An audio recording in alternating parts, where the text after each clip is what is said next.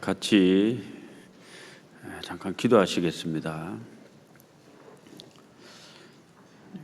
우리를 사랑하시는 놀라우시고 자비로우신 살아계신 우리 아버지 하나님, 우리에게 귀한 생명을 주시고 은혜의 말씀과 진리의 길 가운데 살아갈 수 있도록 인도하시고 도와주심을 참으로 감사드립니다.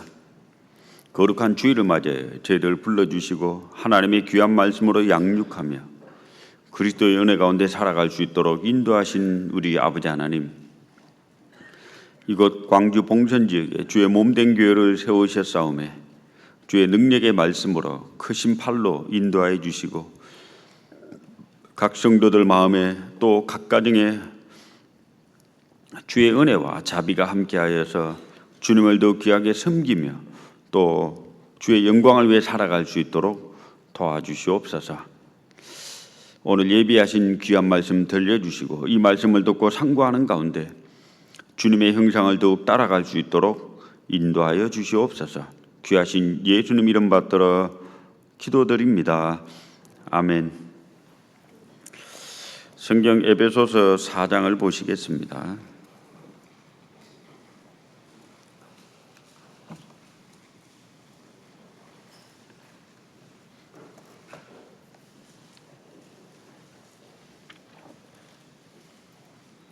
(4장) 25절부터 32절까지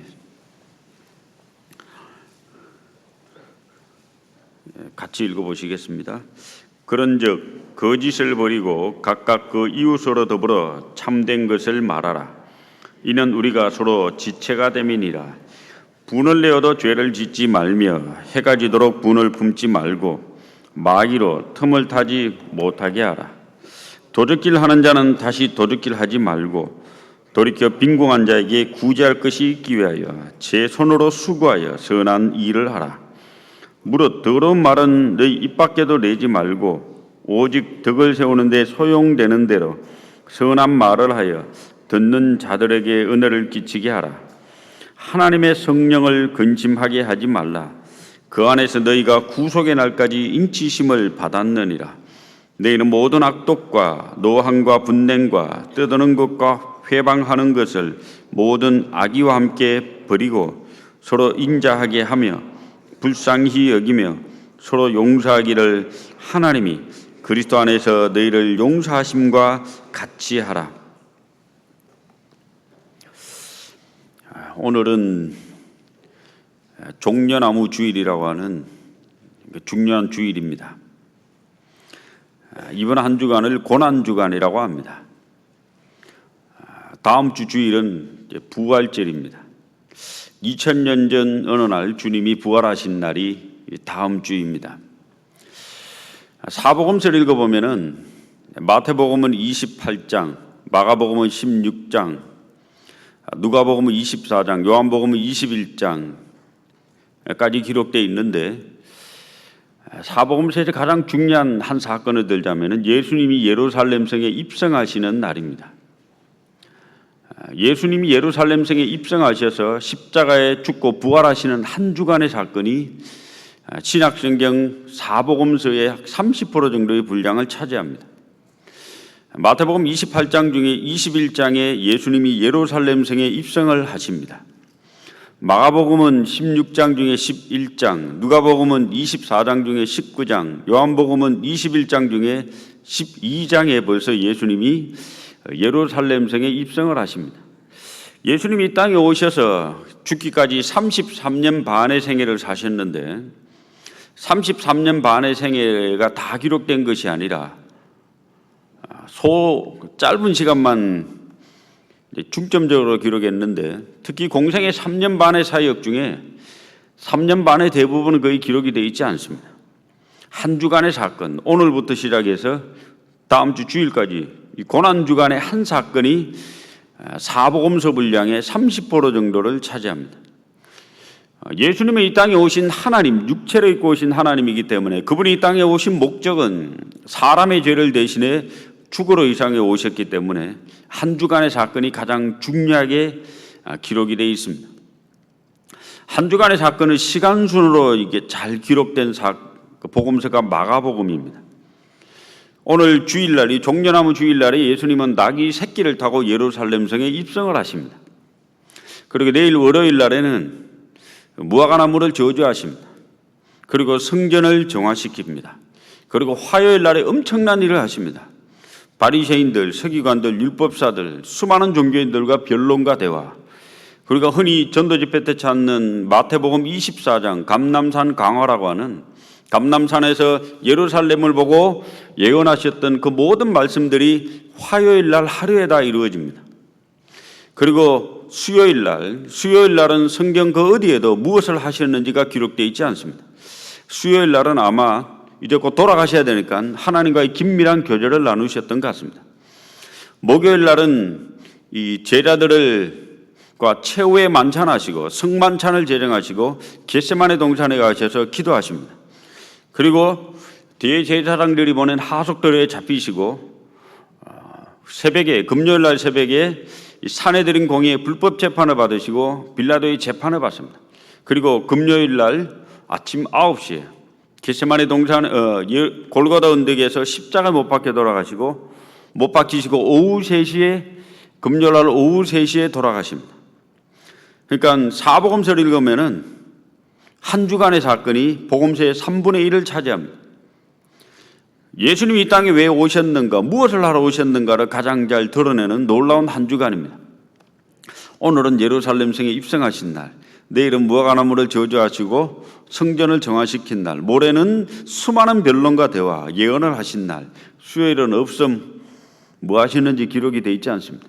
목요일 날은 최후의 만찬하시고 금요일 날 십자가 못 박혀 돌아가시고 다음 주일 날 부활하십니다.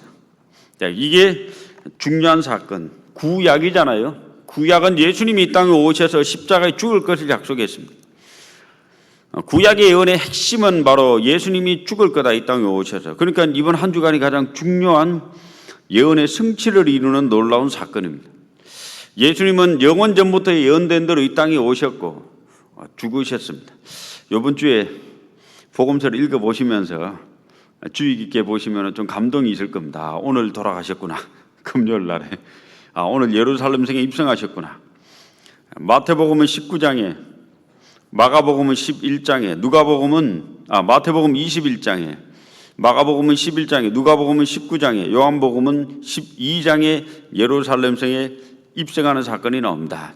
그 시간 이후부터 쭉 읽어보시면은 이번 주마다 조금 감동이 다른 색다른 한 주가 될 것으로 생각을 합니다. 그걸 주제로 삼을까 하다가 그건 좀 딱딱해요. 딱딱하기 때문에 별 인기 없는 설교예요.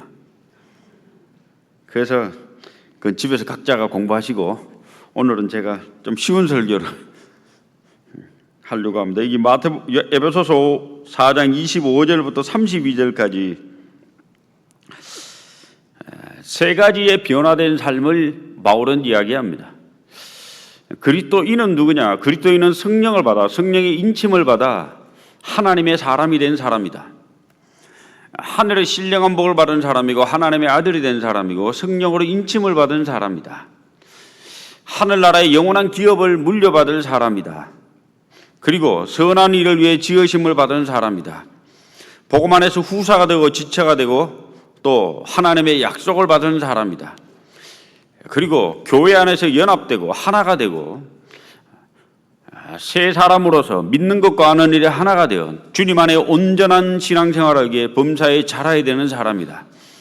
그리스도인이 누구인가를 에베소서는 잘 설명하고 또 교회 안에서의 삶을 설명하는데 5장 25절부터 32절까지는 생활의 변화, 신분의 변화라든지 상태의 변화가 아니라 생활이 어떻게 변화해야 될 것인지를 세 가지를 얘기합니다. 그리스도인은 어떤 생활이 변화되어야 될 거냐? 세 가지는 첫 번째, 언어가 바뀌어야 된다. 25절, 그런즉 거짓을 버리고, 그리스도인은 거짓말하면 안 되고 거짓을 버리고 각각 그 이웃으로 더불어 참된 것을 말하라. 언어의 변화를 반드시 가져와야 될 것을 이야기합니다. 이것이 인위적으로 의도적으로 바뀌어지는 것이 아니라 성령이 들어와 있는 사람이기 때문에 언어가 바뀌어질 것을, 또 그렇게 돼야 될 것을 명령합니다. 거짓말하지 말 것. 그리고 29절, 무릇 더러운 말은 내 입 밖에도 내지 말고 오직 덕을 세우는 데 소용되는 대로 선한 말을 하여. 더러운 말 하지 말고 선한 말 할 것을, 거짓말 하지 말고 참말 할 것을 얘기합니다. 언어의 변화. 그리고 그리스도인은 이 생활이 변화될 것을 얘기합니다. 28절. 도적질하는 자는 다시 도적질하지 말고 돌이켜 빈궁한 자에게 구제할 것이 있게 하여 제 손으로 수고하여 선한 일을 하라. 도적질하지 말고, 도적질 안 하면 뭐 해야 돼요? 도와줘야 되잖아요. 구제를 해야 됩니다. 게으르지 말고 부지런한 삶을 살 것은. 그렇게 그리스도인의 언어의 특징은 진실된 말을 하고 선한 말을 하는 사람이고, 그리스도의 행동의 특징은 부지런한 사람이고 남을 도와주는 사람이고, 그리고 또 하나 인격의 변화를 얘기합니다. 31절. 너희는 모든 악독과 노함과 분냉과 떠드는 것과 회방하는 것을 모든 악의와 함께 버리고. 인격이 변화되어야 되는데 그리스도인은 악독과 노함, 분냉과 떠드는 회방을 버리고, 그럼 어떻게 인격이 바뀌냐? 32절. 서로 인자하게 하며 불쌍히 여기며 서로 용서하기를 하나님이 그리스도 안에서 너희를 용서하심과 같이 하라. 자, 인자한 사람, 남을 불쌍히 여긴 사람, 남에게 관용과 용서를 베푸는 사람이 될 것을 이 세 가지를 얘기합니다. 언어가 변화되어야 된다, 그리스도인은. 그리고 행동이 바뀌어야 된다, 성실한 사람으로. 남을 도와주는 구제하는 사람으로 바뀌어야 된다. 또 하나는 인격이 바뀌어야 된다.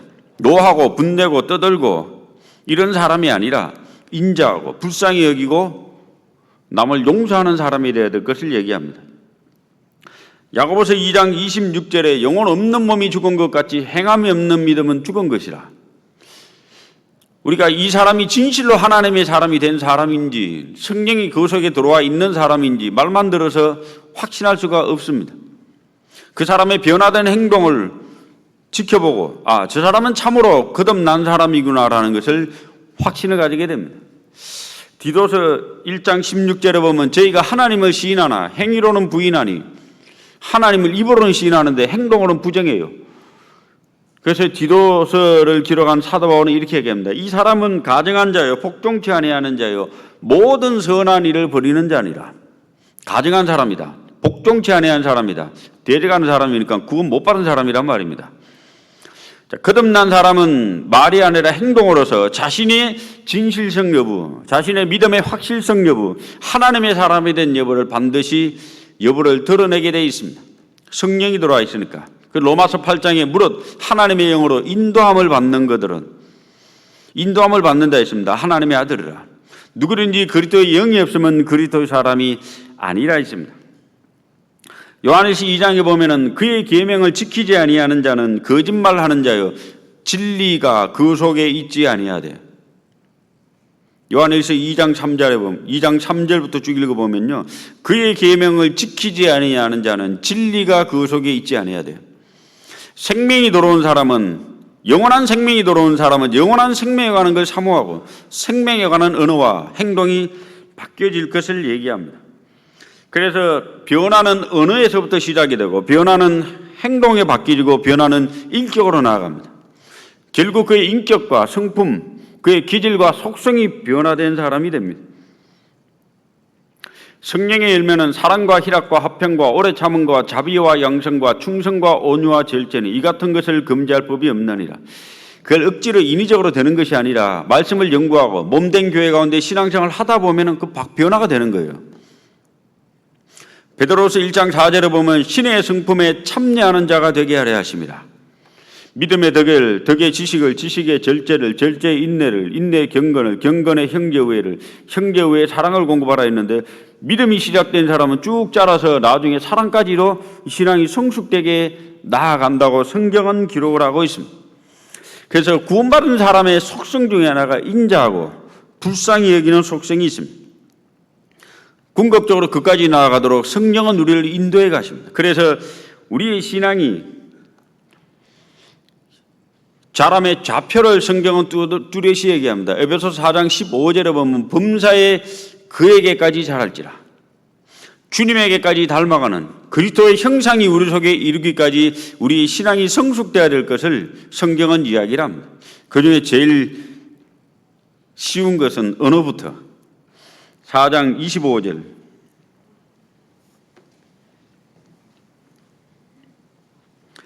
그런즉 거짓을 버리고 각각 그 이웃으로 더불어 참된 것을 말하라. 거짓을 영어로 lying, 거짓말이라고 나옵니다. 영어로는 거짓 행동이 아니라 거짓말을 버리고, 우리말로 정확히 번역하자면 거짓말을 버리고 진실된 말을 하라. 말은 그 사람의 내면의 생각이나 인격, 또 그 사람의 특징을 나타냅니다. 상대방이 자신의 정체성, 자신의 생각, 자신의 의견을 전달하는 가장 좋은 수단이 언어라는 수단입니다. 좋은 말은 그 사람에게 비수처럼 가슴에 꽂혀서 그 사람의 생각을 변화시켜주고 그를 하나님께로 인도할 수도 있고, 무심코 던진 말 한마디, 또 화살 같은 독이 실린 말 한마디가 그 사람의 영원토록 상처를 줘서 그 사람 인격을 무너뜨리기도 하고 하나님과 멀어지게 할 수도 있습니다. 그래서 야고보서 3장은, 야고보서는 성경을 기록할 때 언어의 영향력, 실로 엄청나다고 기록을 합니다. 혀는 곧 불이여 불의 세계라.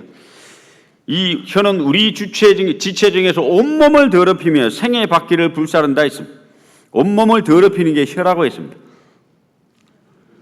이 혀. 이 말을, 어떤 말을 하느냐, 그 사람의 인격과 내면의 생각을 드러냅니다. 그래서 제가 책을 읽다가 이 조선의 유명한 왕이 두 왕이 있잖아요. 조선 태정태세 문단세 예성전 중이면서 광인은 숙경경 순원철 고순. 자, 이 조선 왕들을 쭉 외우는데 우리가 이 왕들 중에 유명한 대왕이라는 단어가 붙은 사람이 크게 두 사람이 있습니다. 세종대왕과 정조대왕. 조선 초기는 세종이라는 걸출한 왕이 우리의 문화혁명을 이끌었고 나라를 부국강경으로 만들었고, 조선 후기에는 정조대왕이 우리나라의 문화혁명을 이끌고 나라를 부국으로 만들었습니다. 정조대왕은 아버지 사도세자가 뒤지어 갇혀서 죽었잖아요. 그는 아버지가 죽은 이후로 왕이 될 때까지 평생 그 죽음의 공포에 시달립니다. 아버지를 죽인 세력이 다 대신들이 살아있거든. 그 정조대왕의 전기를 쭉 읽어보니까 정조대왕이 말을 진짜 조심했더라고요. 그 앞에다가 뭐라고 붙여놨는가 보니까 일을 완벽하게 하기를 요구하지 말며 말은 다 하려고 하지 마라. 그가 속에 있는 말을 다 했다면 진즉이 죽었을 겁니다. 근데 그는 그 말을 다 안 했다고 합니다. 그래서 살아남았다고 쭉 전기를 읽어보니까 기록되어 있더라고요. 우리말에도 말을 아끼는 자는, 잠언에도 잠언 21장에 보면 말을 아끼는 자는 지식이 있고, 자, 이 말이라는 것은 이게 참 중요한 거거든요. 입과 혀를 지키는 자는 그 영혼을 환난에서 보존한다 했습니다. 이 말이 참 중요합니다.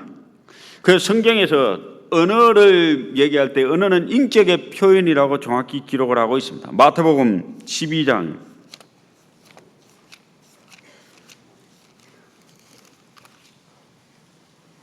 34절.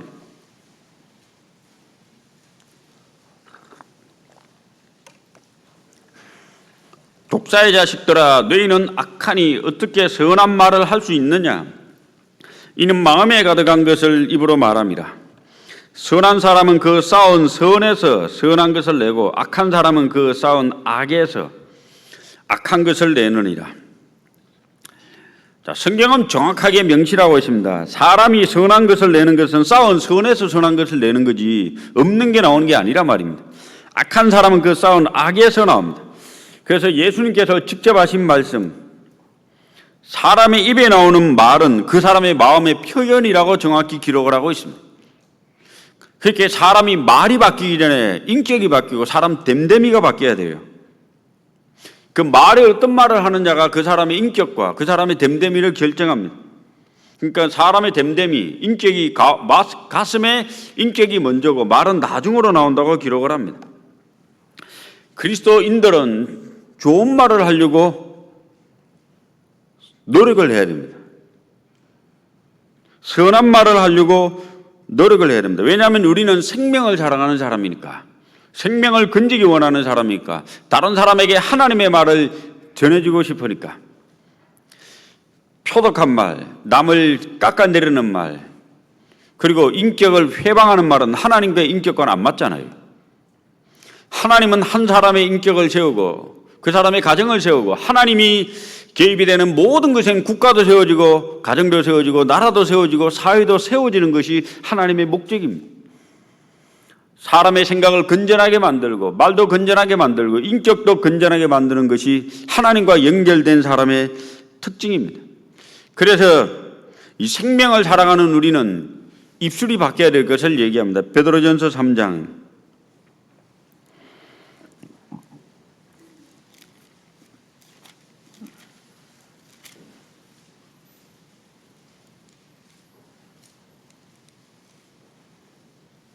10절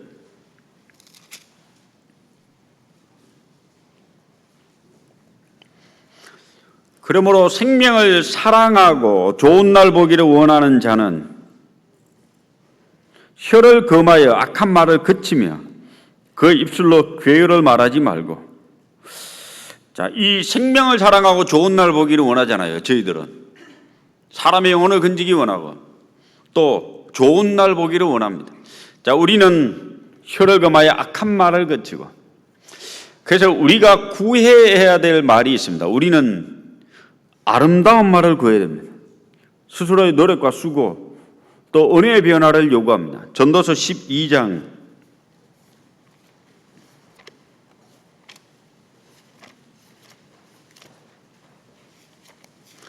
10절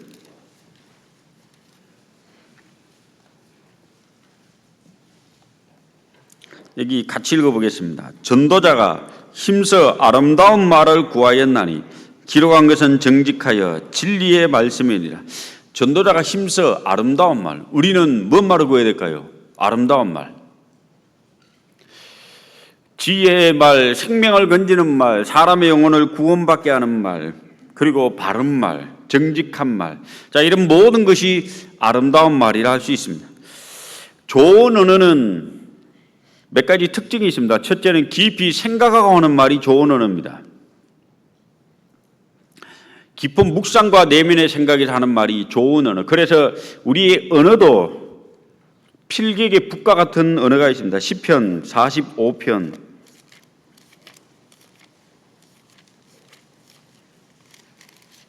1절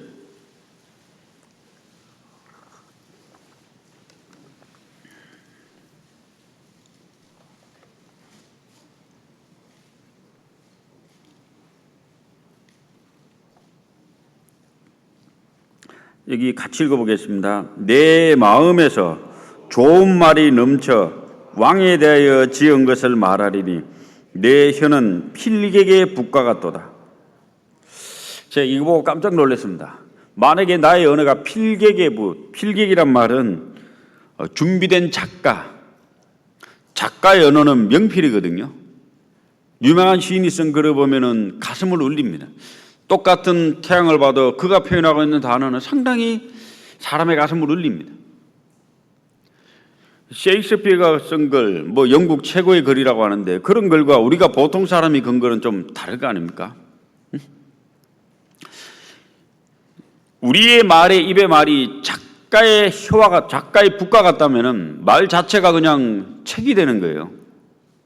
우리가 어떤 목사님 설교를 타이핑하면 그 자체로 그냥 책이 돼도 돼요. 고칠 게 없어요. 앞뒤 문맥, 이 정확한 3단 논법에 의해서 언어 자체가 또 문장 자체가 아주 완벽한, 그리고 사람의 심금을 울리는 그 필객의 붓과 같은 언어잖아요. 셰피드라는 사람이 너희의 입술에 3가지 황금의 문을 지나게 하라. 말하기 전에 이 3가지 황금의 문을 지나고 그리고 말해라고 했습니다. 첫 번째 황금의 문은 정말 필요한 말인가? 두 번째 황금의 문은 진실된 말인가? 세 번째 황금의 문은 친절한 말인가? 우리가 말하기 전에, 너가 말하기 전에 이 3가지 황금의 문이 확실히 지났다고 생각이 되거든. 그제서야 확실하고 또 담대히 말을 하라. 제가 그거를 읽고 필요한 말인가? 정직한 말인가? 이 친절한 말인가? 제가 하나 더 붙였습니다. 제 개인적 생각으로는 덕이 되는 말인가? 이 자리에서 그 제가 외웠어요. 필정유덕, 필요한 말인가? 정직한 말인가? 유익한 말인가? 덕이 되는 말인가? 근데 매번 생각할 때 말하면 머리 터지잖아요, 그죠? 근데 가끔은 생각을 해봅니다. 이게 꼭 이 말이 여기서 필요할까? 이게 유익한 말일까? 그리고 이게 득이 되는 말일까? 이 장소에서 꼭 필요한 말이라 득이 안 되는 말이 있어요. 그 득이 되는 말일까? 생각하고 자꾸 이렇게 생각하는 습관을 들이면은 필요한 말, 남에게 유익을 주는 말, 말로 인한 상처, 상대방의 가슴을 후벼대는 말을 잘 하지 않을 것 같습니다. 우리는 깊이 생각하는 필기계 붓과 같은 입술에 혀를 가질 수 있다면 정말 우리는 서로 간에 많은 유익을 주는 그리스도인이 될 겁니다. 그리고 바울은 에베소서에 이 더러운 말은 입 밖에도 내지 말고 선한 말을 하라 했거든요. 더러운 말도 있고 선한 말도 있습니다. 상대의 마음을 기분 나쁘게 하고 신앙을 주저앉게 만들기도 하고 사람의 마음을 심란하게 만들기도 하고. 그 옛날에 구약 성경을 읽어보면은 이 솔로몬 왕의 아들이 있었습니다. 르호보암 왕. 이 왕이 말 때문에 엄청난 화근을 불러오게 됩니다. 열왕기상 12장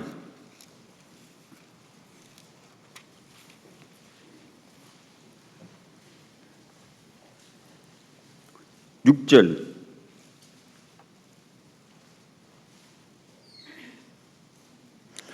르호보암 왕이 그 부친 솔로몬의 생전에 그 앞에 모셨던 노인들과 의논하여 가로되 너희는 어떻게 교도하여 이 백성에게 대답하게 하겠느냐.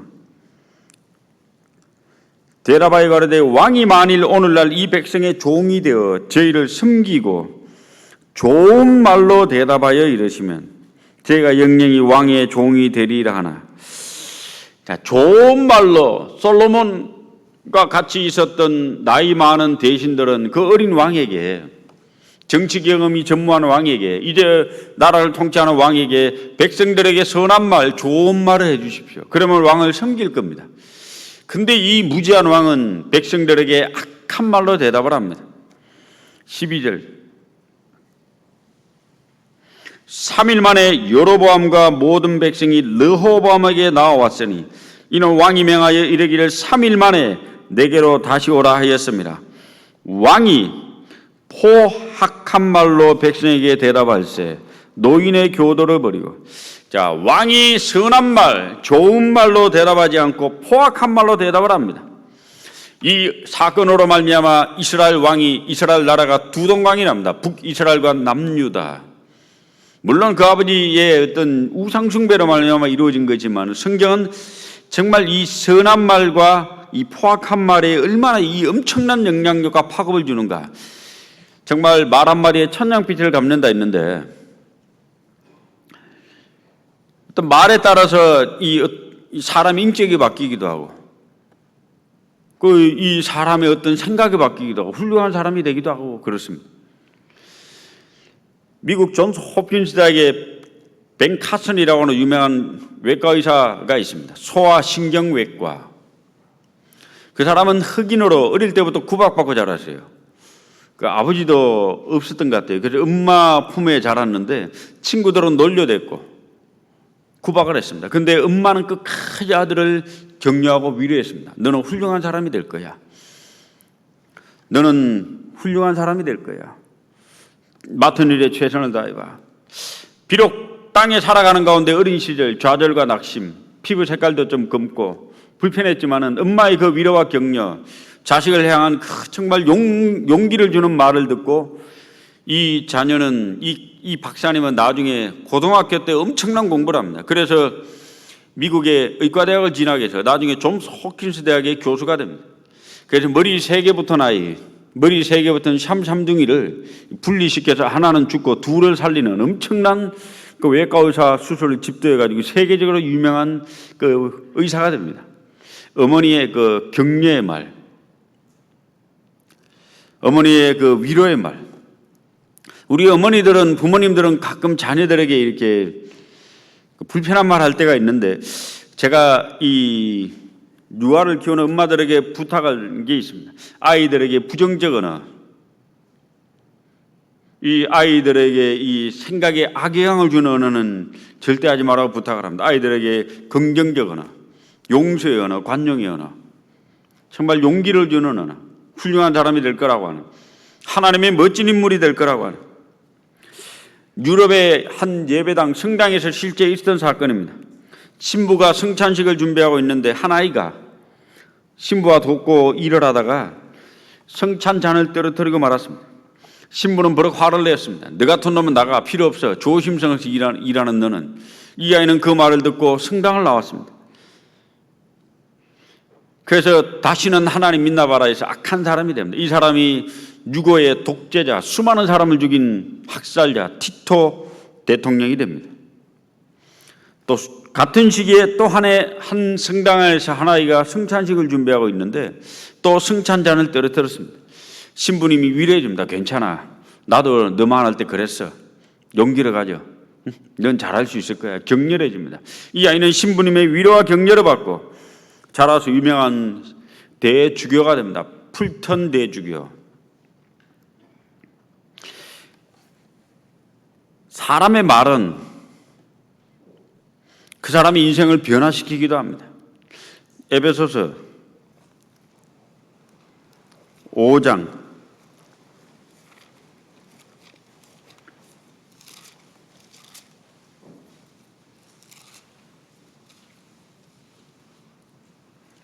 4절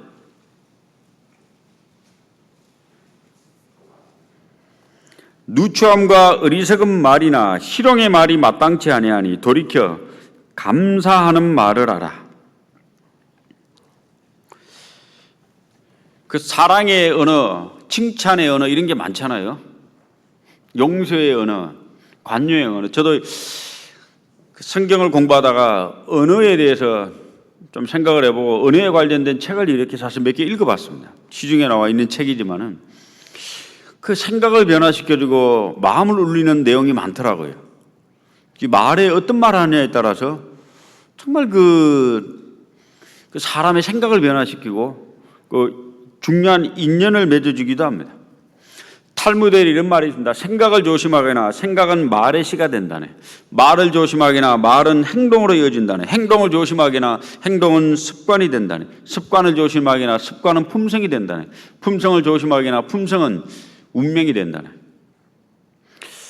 결국 생각과 말이 운명으로까지 나아가는, 성경은 우리에게 감사하는 말을 하라 했습니다. 또 하나 좋은 말은 용기를 주고 격려하는 말입니다. 바울은 신약 성경을 기록하면서 이 데살로니가전서 4장에 주의 재림, 주님이 재림하신다는 사건을 기록하면서 이 여러 말로 서로 위로하라. 위로자, 우리에게 위로자가 될 것을, 격려하는 사람이 될 것을, 용기를 줄 사람이 될 것을 명령합니다. 저는 구약 성경을 읽으면서 가장 그 중요한 친구 두 사람을 봤습니다. 다윗과 요나단. 다윗은 아버지 사울 왕의 아들, 다음에 나라를 통치할 왕이 될 사람인데, 이 다윗 사위였는데, 아버지 사울 왕의 사위였는데 아버지의 정적이 됐습니다. 아버지 사울 왕은 다윗을 죽이려고 계속 쫓아다닙니다. 이 다윗은 정말 자기 주변에 있는 모든 사람들을 다 잃게 됩니다. 가족도 잃고 다 잃게 됩니다. 너무너무 외로운 인생을 사는 것이 사무엘상 쭉 읽어보면 나옵니다. 근데 그 다윗이 요나단을 만나요. 요나단을 만나서 요나단의 한 말이 참 무슨 말했는지 모르지만은 결과가 참 가슴을 울립니다. 사무엘상 23장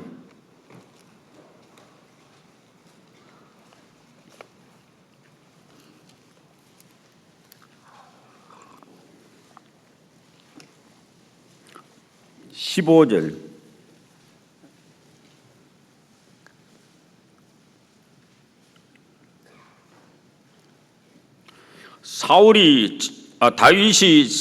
사무엘상 23장 15절 다윗이 사울의 자기 생명을 찾으려고 나온 것을 보았으므로 그가 황무지 숲풀에 있었더니 16절 같이 읽어보겠습니다. 사울의 아들 요나단이 일어나 숲풀에 들어가서 다윗에게 이르러 그로 하나님을 힘있게 의지하게 하였는데, 제가 여기서 하나 발견한 게 있습니다. 교제의 목적, 우리 만남의 목적, 그리스도인의 사귐의 목적을 하나 발견했습니다. 우리가 구역 모임을 하고 조 모임을 하고 청년의 모임을 하고 또 야외 교회도 가고 많은 성도들과의 만남과 사귐을 합니다. 결과물이 뭐냐 이거죠. 결과물. 구역 모임하고 그냥 만났다고 집에 돌아갈 것이 아니라 구역 모임을 한 결과물이 뭐냐 하면은 하나님을 힘있게 의지하게 하였는데, 오늘 모임에 갔다 오면서 정말 하나님을 더 힘있게 의지할 수 있는 간증을 듣고 그런 위로와 그 선한 말을 들을 수 있다면은 그 모임 진짜 잘 간 거죠. 청년의 모임에 가서 하나님을 힘있게 의지할 수 있다면 나올 때 그 진짜 모임을 잘 간 거죠. 낙심되고 좌절되고 때로는 위로와 격려가 필요한 나에게 그 간증과 교류를 통해서 정말 내가 하나님을 더욱 힘있게 의지할 수 있는, 그래서 신앙의 교제의 좌표를 하나 발견했습니다. 하나님을 힘있게 의지하게 하였는데, 간증할 때 말을 다 내 하고 싶은 말 다 한다고 유익이 되는 게 아니잖아요. 모인 사람이 구역 모임에 한 20명 모였습니다. 근데 간증하는 시간은 1시간 한 20분. 이제 한 8, 9명 보통 하면 마칩니다. 그죠? 근데 첫 번째 사람이 한 1시간 해버렸어요. 그럼 구역 모임 분위기 팍 가라앉죠, 이제. 나도 말하려고 왔는데 뒤에 사람은 1분씩 해야 됩니다, 이제. 배려가 필요하잖아요. 상대방에 대한 배려. 오늘 몇 명 정도 간증해야 되는 게 대충 우리는 압니다. 조 모임에 한 10명 왔습니다. 그러면 조 모임은 간증을 거의 다 하잖아요.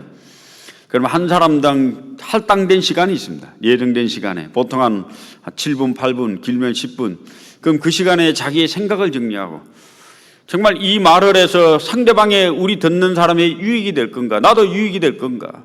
내가 이 말을 하면 정말 하나님을 힘있게 의지하는 데 도움이 될 건가? 그리고 나를 위해 기도해 줄 건가?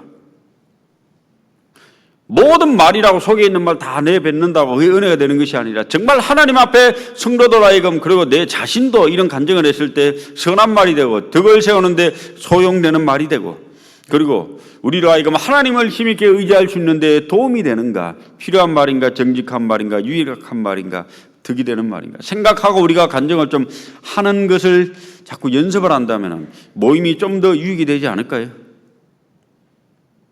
그로 하나님을 힘있게 의지하게 하였는데, 우리는 오늘보다 내일, 내일보다 더 나은 신앙의 인격과 모임을 자세를 가져야 됩니다. 금년보다 내년이, 내년보다 더 내년이 더욱 하나님을 의지하는 사람이 되어야 되잖아요. 성경을 더 가까이 하는 그리스도인이 되어야 됩니다. 기도를 더 간절히 하는 그리스도인이 되어야 됩니다. 하나님에 대한 더 깊은 묵상으로 나아가는 그리스도인이 되어야 됩니다. 우리의 말이 그렇게 나아가도록 서로에게 위로와 격려를 줘야 됩니다. 진보된 신앙의 모습을 갖추도록. 우리 가운데는 상심한 사람이 있습니다. 인격적으로 삐뚤어진 사람이 있습니다. 그가 왜 삐뚤어진지 모르지만은 어릴 때부터 불우한 가정에 태어나서 자격지심 속에서 마음의 어떤 상처를 받고 누구로부터 참 멸시를 받은 기억도 있고 트라우마도 있고, 예를 들어서 그렇다면은 참 이곳에 와서만이라도 위로를 받아야 되잖아요. 룻기, 사무엘상 앞에 룻기가 있습니다.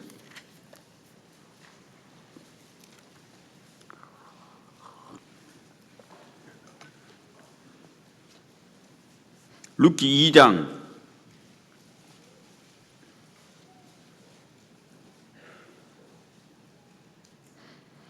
8절. 보아스가 룻에게 이르되 내 딸아 들으라. 이삭을 주어라. 다른 밭으로 가지 말며 여기서 떠나지 말고 나의 소녀들과 함께 있어라. 자, 이 보아스는 베들레헴의 유력자입니다. 룻은 이방 여인입니다. 모압 여인, 저주받은 이방 여인, 그것도 과부. 보아스와 룻과의 신분적 차이는 엄청납니다. 시어머니, 호르머니 모시고 있는 과부 룻, 멸시할 수도 있죠. 천대할 수도 있죠. 무시할 수도 있죠. 아마 이 여인은 무시와 천대, 멸시를 그 베들레헴에 와서 유대인 여자들에게 받았을지도 모릅니다. 우물물에 물을 떠러 갔을 때 저리 가라고 했을지도 모릅니다. 그런데 이 보아스는 인격이 참 훌륭한 사람입니다. 보아스는 사람이 된 사람이에요. 정말 예수님의 그림자로 나올 만합니다. 그는 이 룻에게 부드러운 말합니다. 내 딸아, 이삭을 주어라. 다른 밭으로 가지 말고 여기서 주어라. 그리고 보아스가 룻을 칭찬합니다. 격려합니다. 위로합니다. 11절. 보아스가 그에게 대답하여 가로되 내 남편이 죽은 후로 내가 시모에게 행한 모든 것과 내 부모와 고국을 떠나 전에 알지 못하던 백성에게로 온 일이 내게 분명히 들렸느니라. 여호와께서 내 행한 일을 보응하시기를 원하며 이스라엘의 하나님 여호와께서 그 날개 아래 보호를 받으러 온 내게 온전한 상 주시기를 원하노라. 그 여인의 신분이 무엇인지, 그 여인이 정말 처한 위치가 무엇인지 중요한 것이 아니라 그 여인의 심성, 그 인격, 그 행동, 그 믿음을 보고 칭찬합니다. 너 시어머니한테 한 걸 내가 다 들었다. 그리고 네가 하나님을 갈망해서 우리나라에 왔으니까 하나님께서 너에게 축복을 주실 거다. 하나님께서 너에게 복을 온전히 주실 거다. 신방을 이렇게 갑니다. 광주교회 가니까 사람이 하도 많아가지고 신방을 가도 끝도 없어요. 막. 항상 새로운 사람이 신방을 갑니다. 신방을 가는데 갈 때마다 좌표가 있습니다. 신앙을 어떻게 하면 세워줄 거가 좌표입니다. 잘못했다고 책망하는 것이 아니라, 그래서 상심한 자 위로하고 낙심한 자 격려해주고 사랑이 필요한 자 사랑을 해주고 격려와 위로, 용서, 관용, 그 마음에 위로해주면 그 신앙이 세워져요. 룻이 정말 얼마나 낙심되게 왔을까요? 앞이 보이지 않습니다. 호르몬이 나오미, 남편도 없고 자식도 없고 인생이 캄캄한 여인입니다. 시집갈래 갈 수도 없고 캄캄한 여인인데 이 여인을 정말 만난 이 유력자 보아스는 축복합니다. 그 룻이 그 말을 듣고 13절을 얘기합니다. 같이 읽어보겠습니다. 룻이 가로되 내 주여 내가 당신께 은혜 있기를 원하나이다. 나는 당신의 시녀의 하나와 같지 못하오나 당신이 이 시녀를 위로하시고 마음을 기쁘게 하는 말씀을 하셨나이다. 이 시녀를 위로하고 마음을 기쁘게 하는 말을 보아스가 한 거예요. 이 말을 들었던 룻에 얼마나 용기가 생겼을까요? 하나님이 당신을 도와줄 거라고 격려해주고. 여기 취준생들 있죠. 요즘 젊은 사람들 참 취업하기 어렵잖아요. 취준생 앞이 캄캄합니다. 그래, 그때 취준생에게 공부 그래가 되겠냐고, 어디가 학교 가겠다고 이런 말하면 안 되는, 안 그래도 이제 앞이 캄캄한데 기팍 죽여놓으면 이게 안 되잖아요. 열심히 해보라고, 하나님이 도와줄 거라고, 믿는다고, 하나님이 너의 앞길에 인도해 주실 거라고. 그리스도인은 하나님이 굶기지 않는다고 용기를 좀 주고 힘을 주고 격려도 해주고. 이 룻이 보아스의 위로와 마음을 기쁘게 하는 말을 받았습니다. 룻 마음이 얼마나 하나님을 더 의지했을까요? 시어머니에게 이 말을 했고 시어머니는 나중에 보아스와 룻을 맺어주게 됩니다. 이 보아스는 예수님의 그림자, 우린 주님으로부터 성경을 통해 위로와 기쁘게 하는 말을 듣습니다. 우린 작은 예수가 되어야 되지 않을까요? 서로에게 위로해주고 격려하는 말을 한다면 더 신앙적으로 성숙하고 위로받는 인격을 가질 겁니다. 그리고 좋은 말이 있습니다. 좋은 말은 경우에 합당한 말입니다. 잠언 15장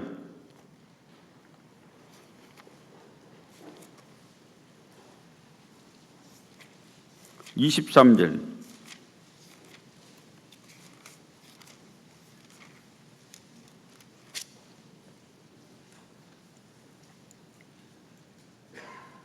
잠언 15장 23절. 사람은 그 입의 대답으로 말미암아 기쁨을 얻나니 때에 맞는 말이 얼마나 아름다운 거. 때에 맞는 말. 잠언 25장 11절에 보면 경우에 합당한 말은 아로새긴 은쟁반의 금사가니라. 이 말 한마디 무게가 가볍지 않습니다. 우리가 무심코 던진 말이 참 무거운 말이에요. 골로새서 4장에 보면 너희 말을 항상 은혜 가운데 소금으로 고르게 함 같이 하라. 우리는 이 구원을 받은 그리스도인으로서 성령이 내주하고 있는, 성령이 내 마음속에 살고 있는 성령은 하나님이십니다. 삼위일체 하나님, 아버지 하나님, 아들 하나님이 성령의 하나님. 하나님의 영이 내 마음속에 들어와 있어요. 이 속에 존재하고 있습니다. 이 속에 살고 있습니다. 내 입술은 성령의 감동이 된 언어. 그래서 이런 말을 할 수 있다면, 때에 맞는 말을 할 수 있다면 우리의 교회와 교제, 우리의 신앙은 더욱 진보하고 성장할 겁니다. 마틴 하이데커라고 하는 20세기 실존주의 철학의 대표는 이런 말을 했습니다.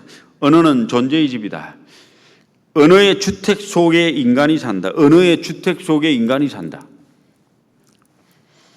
그 언어를 통해 사람이 살기도 하고 죽기도 하고. 미국 프랑스 니스에 가면은 커피숍이 있는데 커피숍에 이런 글이 새겨져 있답니다. 커피 그러면 7유로, 우리 돈으로 10,000원. 커피 플리즈, 커피 주세요. 우리 돈으로 4.25유로, 한 5,000원, 6,000원. 헬로, 커피 플리즈. 여보세요, 안녕하세요. 커피 한 잔 주세요. 그러면 2,000원. 여기 커피 있잖아요. 우리 교회마다 커피 있는데 커피 그러면 10,000원 받아요. 커피 한 잔 주세요. 그러면 한 5,000원 받고, 안녕하세요, 수고하십니다. 커피 한 잔 주세요. 그러면 1,000원, 1,500원. 만약에 그렇게 한다면 처음부터 언어가 바뀔 거예요. 그죠? 안녕하세요, 수고하십니다. 커피 한 잔 주세요. 근데 이 교회에서 이 식당에 가서 내가 음식을 주고 사 먹는다고 무례하게 하는 분이 많습니다. 우리나라를 갑질공화국이라고 하잖아요. 내가 돈 주고 사 먹는데 니는 나의 부하가 돼. 식당에 가서도 이모님 여기 음식 하나 더 주세요. 그러면 뭘 더 나옵니다. 아줌마 더 줘. 이러면 그때부터 안 줘. 없음.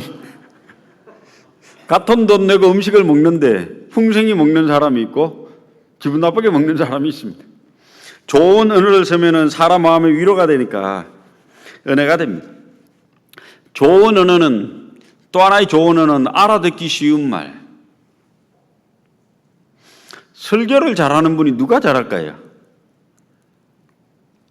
설교를 누가 잘할까요? 화려한 언어에 연금술사를 써가지고, 물론 뭐 좋은 말을 하고 화려한 언어를 쓰면 좋겠지만은 알아듣기 쉬운 말. 그래서 저는 생각을 합니다. 설교를 잘하고 못하고 평가를 내리긴 좀 어렵지만은 설교의 목적이 뚜렷합니다. 설교는 목적이. 왜 이 교회 강단에 서서 목사가 하는 가르침을 설교를 할까요? 대학 강단에 교수가 하는 가르침을 강의라고 합니다.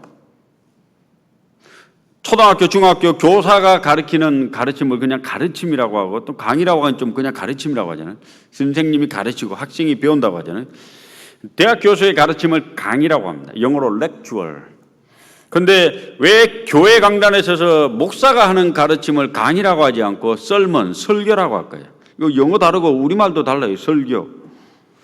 대학교의 강의, 교수가 하는 가르침의 목적은 지식 전달이 목적이거든요. 지식의 전달. 1+2는 2다. 지식 전달이 목적이고, 목사가 강단에 서서 하는 가르침은 지식 전달이 목적이 아니라 삶의 변화가 목적이거든요. 생활이 바뀌어야 돼요. 아무리 좋은 말해도 1년 동안 이 강단에서 53번의 설교를 했는데 성도의 삶이 변화가 안 돼. 그 설교를 잘못한 거죠. 어설픈 언어로, 쉬운 언어로, 단순한 언어로 설교했는데 성도의 삶이 바뀌어. 변화돼요. 바뀝니다. 하나님을 닮아갑니다. 그리스도를 닮아갑니다. 설교를 제일 잘하는 분입니다. 저는 그렇게 생각합니다. 설교의 주 목적은 삶의 변화가 주 목적이니까 이 성도의 삶을 어쨌든 간에 하나님 앞으로 변화시킨 사람, 그가 설교를 제일 잘하는 사람입니다. 어려운 말 하면 말길 못 알아먹으니까 변화가 안 될 거 아니에요. 쉬운 말, 알아듣기 쉬운 말, 그 말로 정말 비수에 꼽히는 말을 했을 때 성도의 삶은 간단하지만은 변화가 이루어집니다. 성경은 우리의 삶을 변화시키고 그리스도를 닮아가는 사람으로 만들도록 기록의 목적이 뚜렷합니다. 그리고 우리의 말에 또 하나의 좋은 말이 있습니다. 그것은 바로 정직한 언어. 시편 15편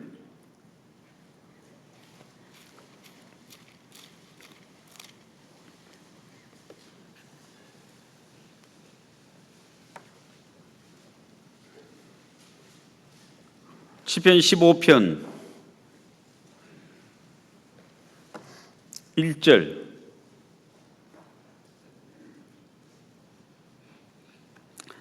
(2절) 같이 읽어보겠습니다. 여호와여, 주의 장막에 유할 자 누구오며 주의 성산에 거할 자 누구오니까?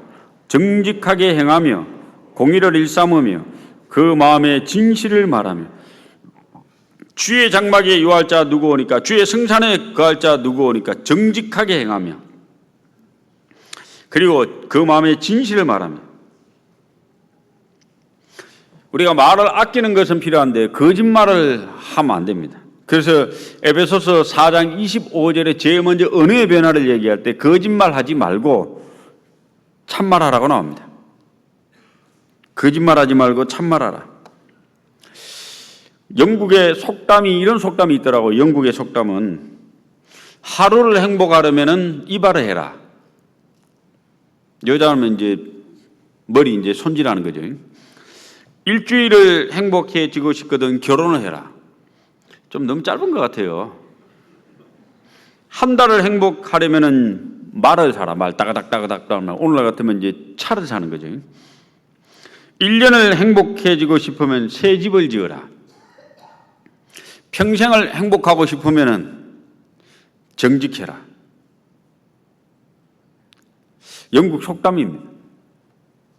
당장은 손해보는 것 같아도 정직은 결국 그 사람을 행복하게 만듭니다. 미국의 성공한 CEO들, 그 회사의 대표들에게 질문했습니다. 자신이 성공할 수 있는 가장 큰 요인은 무엇인가? 질문했습니다. 첫 번째 답이 정직이었습니다.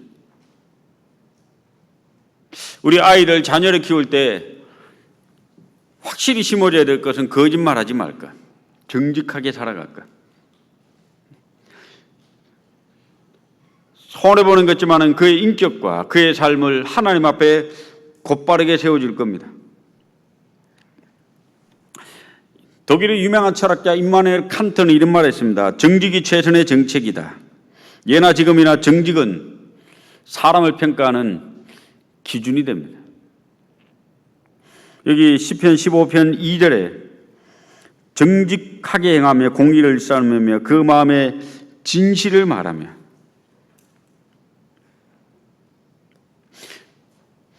제가 유대인을 공부하다가 유대인의 특징이 있습니다. 유대인은 많은 특징 중에 하나가, 특별한 특징이 언약의 백성입니다. 약속을 한 백성이잖아요. 하나님과의 약속, 말로 한 약속을 한 백성입니다. 그래서 유대인은 약속이 얼마나 중요한지를 이 하나님과의 관계 속에서 어릴 때부터 체득하고 산답니다. 그래서 유대인은 사람과 사람 사이에 말로 약속을 했으면 목에 칼이 들어와도 끝까지 지키는 습성이 있대요. 어릴 때부터 그 부모가 그렇게 가르치고 자신도 그렇게 한대요. 그래서 유대인은 상업 세계에서 성공할 수 있었던 요인 중에 하나가, 몇 가지 요인은 있는데 이 정직 때문에, 저쪽과 이쪽이 계약을 했으면 자기가 손해보더라도 끝까지 그걸 지키기 때문에 상업 세계에서 결국 성공을 하는 게 유대인이랍니다. 조금 자기한테 유리하면 지키고 불리하면 파기시키는 그런 것은 결국 패배하게 되잖아요. 유대인이 또 하나는 그 세계 경제를 장악한 것 중에 하나가 언어의 습득이더라고요. 말에 17세기, 18세기 유럽 세계의 남자의 평균 문맹률, 글을 못 읽는 문맹률이 한 70에서 80% 됐답니다. 그러니까 유럽 세계는 글을 거의 대부분 못 읽었대요. 그런데 유대인만은 문맹률이 0%, 0%. 글을 다 읽어요. 시베리어를 다 읽고 글을 다 읽고, 어릴 때부터 성경을 읽으니까. 그래서 유대인들이 글을 읽고 습득하는 언어 습득 능력이 뛰어나다 보니까 지적 세계, 의사, 변호사, 검사, 판사, 상업 계약서 이런 걸 다 유대인이 만들다 보니까 유대인이 경제를 지배했다 이렇게 나오더라고요. 그리고 또 하나는 아까 약속했던 것처럼 약속을 철저히 지키는 백성. 제가 이 청년들 결혼관 연구하고 제 이 쭉 공부하다가 고민했습니다. 하나님, 이 약속을 지키게 해야 되겠네요. 어느 날 제 아들이 2명 있는데 아들한테 제가 깨달은 게 있습니다. 아들들에게 교육을 해야 되겠구나. 약속을 지키도록 어릴 때부터. 근데 이제 이 가만 생각해 보니까 상대방에게 그 자매에게 나는 당신을 사랑합니다, 당신을 좋아합니다 그러면 그걸 평생 지켜나가도록 만들어야 되겠더라고요. 이 사랑합니다, 좋아합니다라고 했을 때 그러면 자신이 한 사랑의 약속, 그 약속을 지켜나가려면 도대체 나이가 몇 살이 돼야 되는가 한번 고민해 봤어요. 20살짜리가 옆에 예쁜 자매가 있다고 당신 좋아합니다 이렇게 했을 때 그걸 지켜나갈 수 있냐 이거죠. 안 되잖아요. 대학 4년 졸업해야지, 군대 갔다 와야지, 어느 세월에 그 약속을 지켜. 고무신 몇 번 바꿔 신을 건데. 안 되겠다 싶어가지고 아들 둘을 불러놓고 제가, 물론 지금 다 장성했습니다만 어릴 때 함부로 자매한테 약속 절대 하지 마. 약속을 끝까지 지켜야 되니까 사랑한다 했으면 끝까지 지킬 약속을 하라 그랬어요. 그러려면 니들이 대학은 최소한 졸업해야 되겠더라. 그리고 취업한 이후에 좋아하는 자매가 있든지 뭐 어떤지 사랑의 감정이 싹 들거든 그때 사랑한다 이라. 그 약속을 지킬 수 있으니까 그거는 이미 취업해서 직장을 가졌으니까 사랑한다 했으면 약속 지키려면 결혼하면 되잖아요. 그 다음에. 근데 대학교 1학년이 사랑한다고 다 깨집니다. 그죠? 그래서 청년들 교회 갈 때 그 다음부터 약속 함부로 하지 말아 했어요. 사람이 자신이 한 언어에 대한 책임을 질 수 있는 나이가 되었을 때 어떤 약속을 해야 됩니다. 그래야 이게 정직성이 보장이 됩니다. 사람이 자신이 한 언어를 지키지 못한다면 그 양심의 가책을 받습니다. 나중에 너무 어릴 때 해버리면. 그래서 제가 약간 그 자녀를 키우다가 이렇게 하면 되겠구나라고 해서 우리 청년들 결혼관 할 때도 제가 부탁을 합니다. 일단 자매들은 좀 예외입니다. 왜냐하면 가면 취직하면 되거든. 근데 형제들은 벌어먹어 살려야 되잖아요. 자기가 직업이 있기 이전에는 그 어떤 약속이, 상대방에 대한 사랑의 약속이 지키기가 좀 어려운 부분이 있습니다. 그래서 자신이 직업을 갖고 자신이 한 말의 언약을 지킬 수 있는 정직성이 보장될 때 사랑에 대한 약속, 고백이 해야 된다고 생각을 합니다. 여기 그 마음의 진실을 말하며 우리는 진실을 말할 필요가 있습니다. 다시 에베소서 4장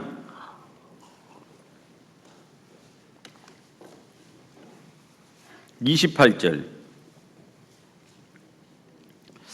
도적질 하는 자는 다시 도적질하지 말고 제 손으로 빈궁한 자에게 돌이켜 빈궁한 자에게 구제할 것이 귀하여 제 손으로 수고하여 선한 일을 하라.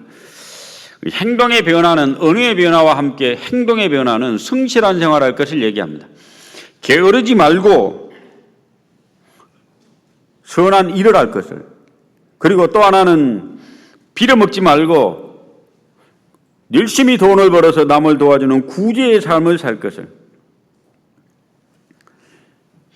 부지런하여 게으르지 말고 열심을 품고 주를 섬기라. 성경적 올바른 가치관과 사고를 가지면 다 부지런해집니다. 반드시 부지런해집니다.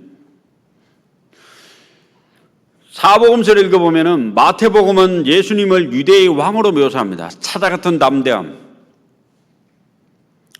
불의와 타협하지 않고 담대히 외치는 사자와 같은 왕의 어떤 모습이 나타납니다. 왕은 설교로 말이잖아요.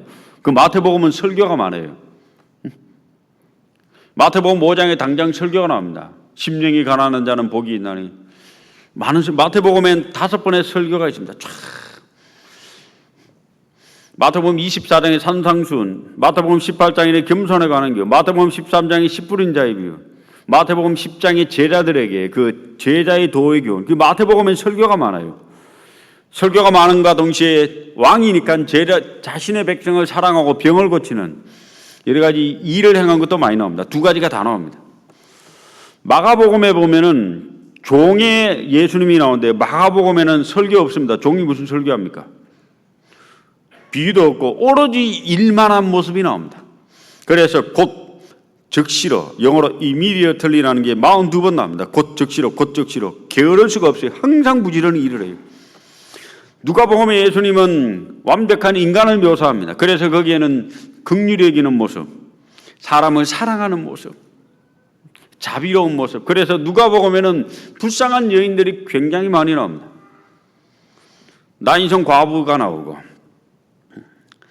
누가복음 18장 읽어보면 19장 읽어보면 그 불의한 재판관의 과부 비유도 나오고 이게 누가복음엔 여인의 모습이 많이 나옵니다. 왜?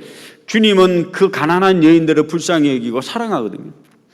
제가 세계를 선교를 하다가 느낀 게 있습니다. 선진국의 의미는 이 여인들의 인권이 높은 나라가 선진국이더라고요. 약자. 그래서 여인을 불쌍히 여기고 여인을 돌볼 줄 알고 여자에 대한 어떤 인권이 높은 나라가 다 부자 나라예요. 여자 인권이 저 땅바닥에 있는 나라들이 이 후진국이더라고요. 그래서 그 누가복음에 예수님이 생각이 났습니다. 여인들을 사랑하고 불쌍히 여기고 그 사람에 대한 따뜻한 긍휼과 사랑이 있는 게 누가복음의 모습. 요한복음에 예수님은 신이잖아요. 요한복음은 1장 1절부터 마지막 절까지 예수님이 하나님으로 묘사되고 있습니다. 우리가 구원을 받으면은 요한복음을 통해 구원을 받습니다. 신을 만나야 구원을 받잖아요. 왕이 우리를 구원할 겁니까? 종이 구원할 겁니까? 사람이 우리를 구원할 겁니까? 마태, 마가, 누가를 통해 구원받기는 어렵습니다. 하나님을 만나야 하나님이 우리를 구원하는 거지 사람이 우리를 어떻게 구원해요? 그래서 하나님이신 예수님이 요한복음을 통해 우리는 만나니까 요한복음을 통해 많은 사람이 구원을 받습니다. 그래서 우리의 믿음의 핵심은 우리가 복음을 믿는다 할 때 복음의 핵심은 세 가지입니다. 첫째, 믿음의 대상은 예수님. 예수님이 하나님이기 때문에 믿잖아요. 우리의 2000년 전에 십자가에 돌아가신 예수님이 하나님이십니다. 그걸 우리는 믿습니다. 그리고 또 하나는 예수님이 하신 일을 믿습니다. 십자가에 못 박혀 돌아가시고 부활하신 것. 그리고 그 하신 일로 이루신 역사를 믿습니다. 영원한 속죄. 그래서 우리의 복음을 믿는다고 할 때 하나님이신 예수님이 육체로 이 땅에 오셔서 십자가에 죽고 부활하셨고 그거로 말미암아 우리 죄가 영원히 용서됐다는 걸 우리가 믿으니까 그 핵심 내용이 잘 정리된 것이 요한복음입니다. 하나님인 예수님 이 땅에 와서 죽었다. 요한복음에서 구원을 받으면 누가복음에 가면은 인격을 갖춥니다. 어떤 인격? 자비롭고 긍휼적이고 사랑을 하고 그리스도를 닮은 자비로운 인격체를 가집니다. 그리고 단계를 넘어서 마가복음으로 가면은 복음서를 거꾸로 들어가면 마가복음에 가면은 부지런한 예수님, 쉴 사이 없이 일하는 예수님. 그래서 우리가 그리스도의 인격을 닮아가는 그리스도인이 된다는 말은 엄청난 부지런함을 동반한 사람이 된단 말입니다. 그리고 마가복음을 넘어가서 마태복음으로 나아가면은 담대한 사람, 용기를 가진 사람, 힘 있는 사람이 되는 게 그리스도인입니다. 그리고 세상을 변화시키는 사람.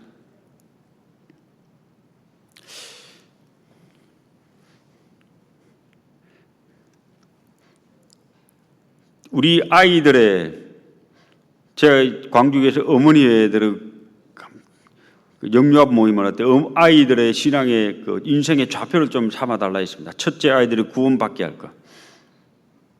둘째, 구원받고 난 후에 신앙 가운데 온전히 성장 돌아갈 것. 셋째, 신앙 가운데 온전히 성장한 결과가 뭐냐 이거죠. 결과는 바로 세상을 변화시키는 아이로 만들어 달라 했습니다. 마태복음에 있는 예수님처럼 왕이신 예수님 포효하고 세상을 변화시키고 움직이잖아요. 우리 청년들의 신앙의 좌표는 세상을 변화시켜야 됩니다. 세상을 변화시킬 청년들이 우리 가운데 계속 나와야 됩니다. 신앙의 좌표는 나나 신앙생활하고 그냥 직장 다니고 이게 아니라 정말 어떻게 하면 저 썩어져가는 세상을 변화시킬까? 저들에게 하나님의 생명을 전해주고 담대한 그리스도인. 그래서 요한복음에서 시작된 그리스도의 모습은 이제 마지막 마태복음까지 가면 세상을 변화시킬 엄청난 사람이 나오는데 그 중간에 마가복음에는 부지런한 사람, 일정을 다해 다니는 사람, 잠시도 쉬지 않는 사람이 됩니다. 우리가 성경을 읽고 성경 가운데 그리스도의 인격체를 가진다는 것은 부지런한 사람이 되는 겁니다. 부지런한 사람은 적극적인 사람이 됩니다. 잠언 26장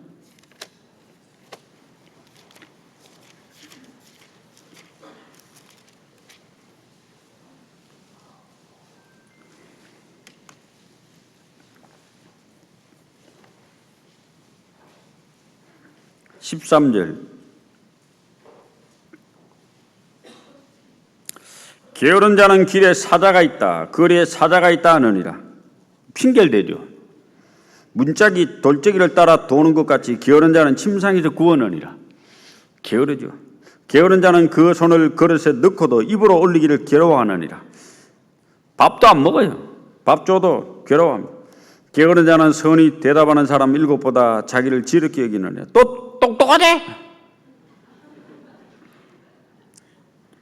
이 게으름으로 말미암아 가난하게 되고 핑계를 대고 게으름으로 말미암아 교만하고 게으름으로 말미암아 주어진 일도 안 합니다.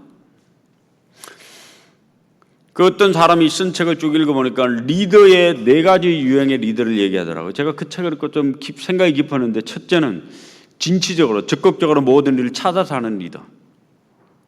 일을 찾아가지고 열정을 가지고, 물론 이 사람은 좀 하다가 실수도 하고 부딪힘도 있지만은 최적의 리더라고 합니다.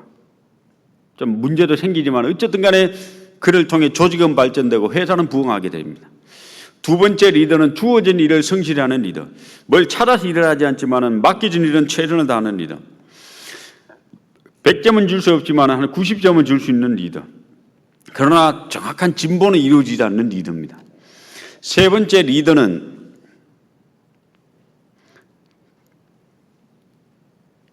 이 게으른 리더. 맡겨진 일을 겨우 하긴 하지만은 일을 별로 적극적으로 하지 않는 리더, 싫어하는 리더. 그리고 네 번째 리더는 매사에 부정적인 리더, 맡기지는 안 할 뿐 아니라 항상 부정적인 리더. 제가 그 책을 읽으면서 세 번째와 네 번째는 원래 리더가 되면 안 되는 사람이라고 나오더라고요. 원래 이런 사람은 리더가 되면 안 돼요. 회사 망하는 거예요. 게으르고 부정적인 사람. 제가 그걸 읽고 구역장님들한테 부탁을 했습니다. 전도인들에게, 광주교회 전도인들 구역장 뽑을 때 매 게으르고 부정적인 사람은 절대 구역장, 예시장도 뽑지 말아 있어요. 구역장이 되려면, 조장이 되려면 일을 알아서 하고 맡은 일부터 열심히 하고, 그리고 자기 일만 할 뿐 아니라 일을 찾아서 하는 사람이 그 리더가 돼야지. 이 주어진 일도 하지도 않고 게으르고 부정적이면 그 구역이 망하는 거예요. 구역이. 전도인들도 주어진 일만 하려고 하고, 그거는 됐고요. 예를 들어 부정적인 사람이라든지 게으른 사람이 전도인이 되면 교회가 주저앉습니다. 찾아가야 되고 뭔가를 해보려고 해야죠. 좀 어렵긴 하지만 문제가 생기죠. 일을 하려고 하면 문제가 생기죠. 그러나 그걸 해결해 나가는 방법 또한 하나님 주시니까. 이 성경의 이 그리스도인들은 부지런해야 됩니다. 뭘 일을 찾아서 해야 됩니다. 노동이 원래 창세기 3장 17절에 보면은 아담의 범죄로 노동이 왔잖아요. 얼굴에 땀을 흘리고 수고해야 된다 했는데, 원래는 징계로 말미암아 범죄로 말미암아 징계했는데, 출애굽기 20장에 보면 성문법으로 노동이 명시가 됩니다. 어떻게? 엿새 동안 힘써 내 모든 일을 행하라고 했잖아요. 이 법으로 일을 하라는 법이 명시가 돼 버립니다. 출애굽기에. 그 일하는 게 법이에요. 그런데 이 법이 나중에 전도서에 오니까 이 좀 다르게 바뀝니다. 전도서 2장.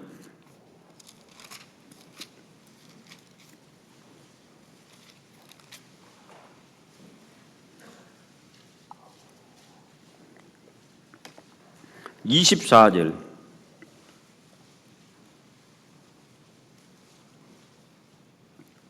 사람이 먹고 마시며 수고하는 가운데서 심령으로 낙을 누리게 하는 것. 자, 먹는 게 즐거워요, 안 즐거워요? 먹었는데 찾으러 다니죠, 그죠? 맛집.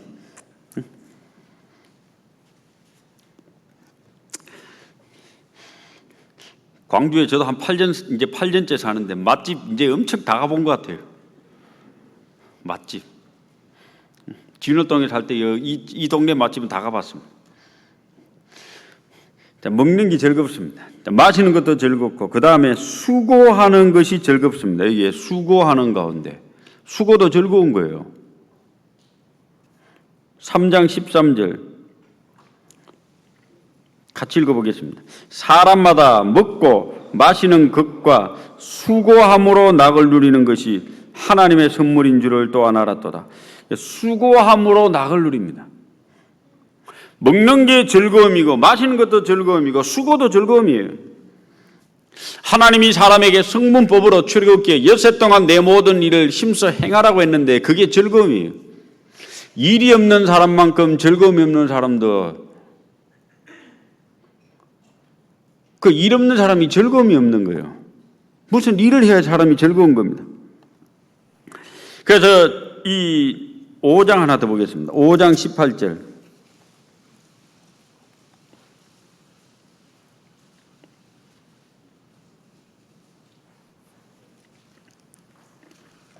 사람이 하나님의 주신 바 그 일평생에 먹고 마시며 해 아래서 수고하는 모든 수고 중에서 낙을 누리는 것이 선하고 아름다움을 내가 보았나니 이것이 그의 분복이로다.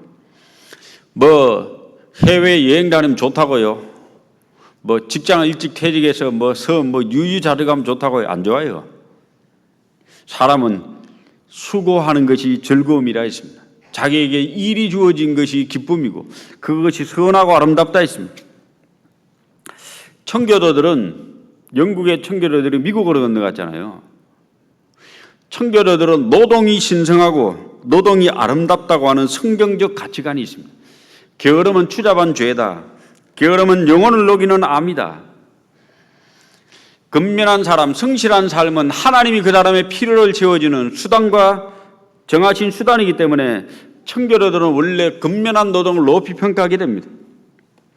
그래서 미국은 모든 노동이 다 신성한 거예요. 죄만 되지 않으면. 어떤 일이든지 정말 하나님이 주신 소명의식 가지고 노동이 중요하니까 노동이 다 중요한데, 동양적 사고는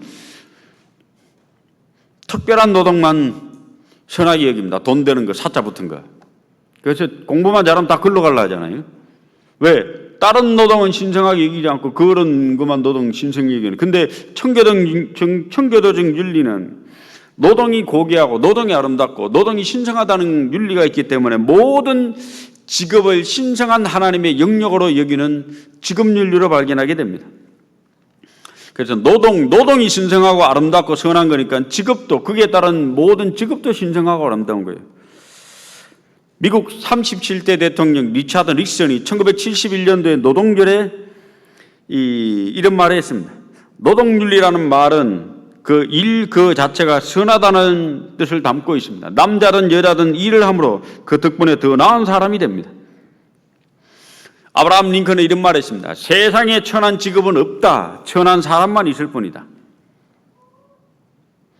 노동이 신성하다는 이 성경적 사고 맞지요? 수고하는 게 선하다 했으니까.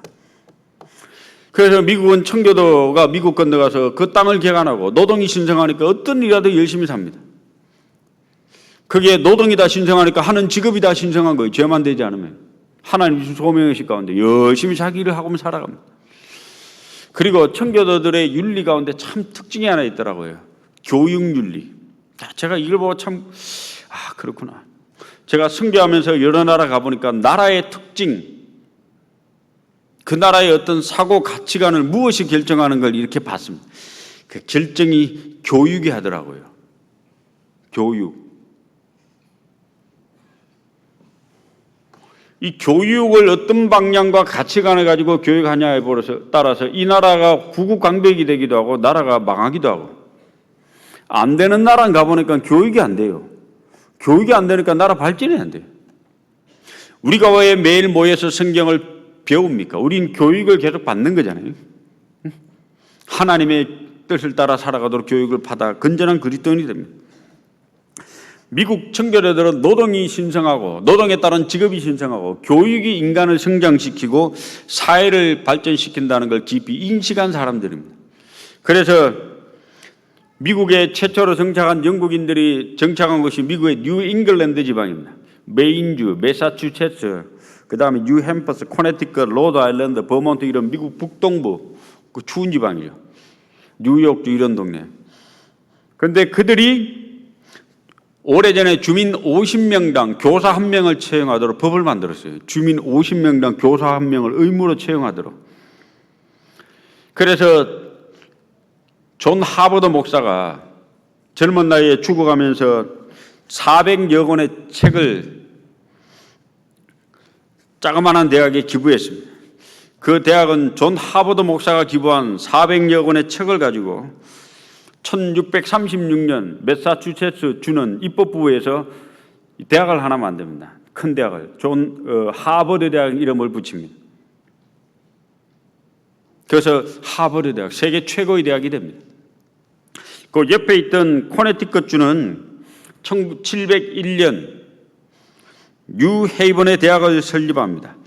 최고의 기부를 예일이라는 사람이 했습니다. 그래서 예일 대학이 나옵니다. 필라델피아 주민들은 조지 휘필드의 부흥운동의 영향을 받아 1740년 유니버시티 오브 펜실베니아 대학, 세계 유명한 대학이죠. 만듭니다. 뉴저지주의 장로교들은 1746년에 프린스턴 대학을 만듭니다. 뉴햄퍼스는 얼마 뒤에 다트머스 대학을 만들고 로드아일랜드는 브라운 대학을 만들더라고요. 제가 이 책을 쭉 읽으면서 이들의 대학이 오늘날 아이비리그 8개 대학이거든요. 미국을 이끌고 있는 두뇌 브레인이 여기서 나오더라고요. 이 노동이 신성하다는 것에 직업이 신성하고 그 노동이라는 이 사람이 이 윤리가 확고히 바뀌니까 교육이라는 것을 도용해 사람이 변화되고 바뀐다. 부진해야 되지 않을까요? 성경은 부진하라고 했습니다. 열정을 가지고 살아라고 했습니다. 바쁘게 살아야 됩니다. 다시 에베소서 4장 28절.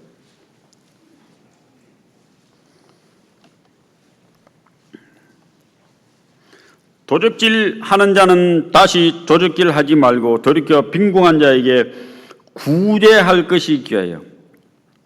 자, 이제 도적질 하지 말고 빌어먹지 말고 남을 도와주라고 합니다.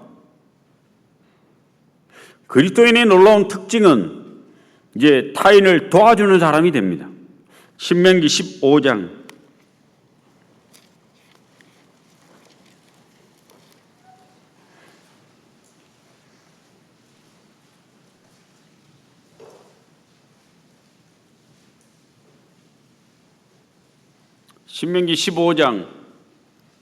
7절